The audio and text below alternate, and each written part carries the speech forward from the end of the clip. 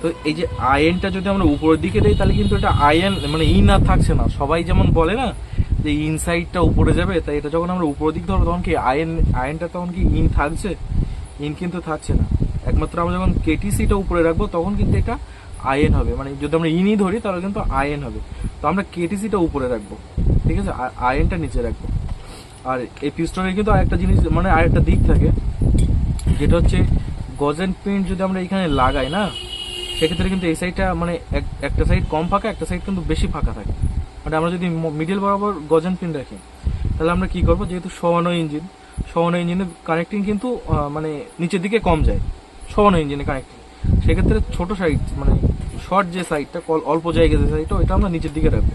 সেই অনুযায়ী যদি লাগাই সেক্ষেত্রে কিন্তু আমাদের কেটিসিটা উপরে রাখতে হচ্ছে, আমরা কেটিসিটা কিন্তু উপরেই রাখবো। আর সমানো ইঞ্জিনের অয়েল রিং কখনো মানে সবাই যেমন দেখায় এরকম ক্রস করে লাগালে কত সুন্দর হচ্ছে, সমানো ইঞ্জিনের অয়েল রিং কিন্তু ক্রস করে লাগালে হবে না। এটাতে কি করতে হবে, অয়েল রিংটা উপরের সাইডে লাগাতে হবে, একটা মাথা থাকবে এইখানে, একটা মাথা থাকবে এইখানে।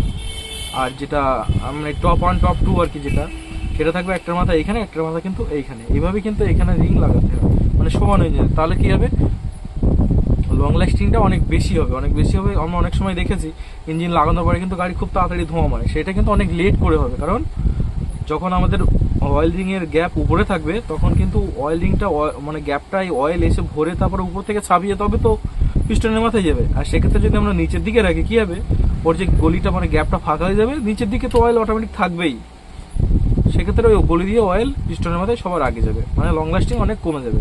তো আমরা কি করবো, অয়েল রিং একটা এইখানের মাথায় রাখবো, একটা এইখানে রাখবো, আর যেটা কম্প্রেসার রিং আছে একটা এখানে রাখবো, একটা এইখানে রাখবো। তো এই হচ্ছে সিস্টেম।